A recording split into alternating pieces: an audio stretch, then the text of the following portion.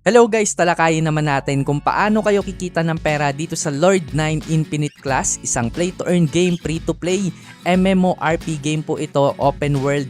Napakarami naglalaro nito, ay nakagandahan dito, may auto po ito, kaya kahit hindi ka masyadong available, pwede ka mag-auto battle para magkameron ka ng mga item, gold, and yun nga, para mas mabilis kang lumakas sa game na to. So paano naman tayo kikita ng pera dyan? Umpisahan muna natin to sa mga daily quest at event. Syempre pagka naglalaro tayo, pwede natin gawin araw-araw yung daily quest, mission at iba pang challenge. So dito may mga reward tayo na makukuha like mga gold, crystal or mga premium item na pwede nating ibenta sa ibang player para magkameron tayo ng extra income.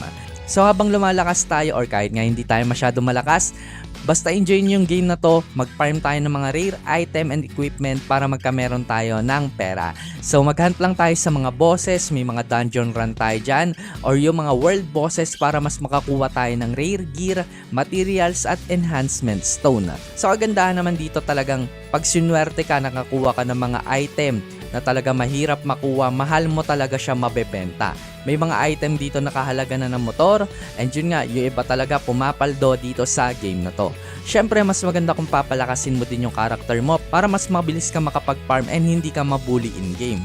Pwede din tayo mag-buy low and sell high dito, pwede tayong bumili sa ibang player ng mas mababa, pwedeng tayo na yung mag-ups nun, and pag na-ups natin siya, mas mahal natin siya mabebenta sa ibang player. Syempre tayo yung magte-take ng risk doon. And kung sakali man na malakas na yung character mo, pwede ka mag-avail ng mga character boosting or yung mga power level service natin dyan, na kung saan mag-o-offer ka ng boosting service sa ibang player para ma-help sila mag-level up or mag-farm.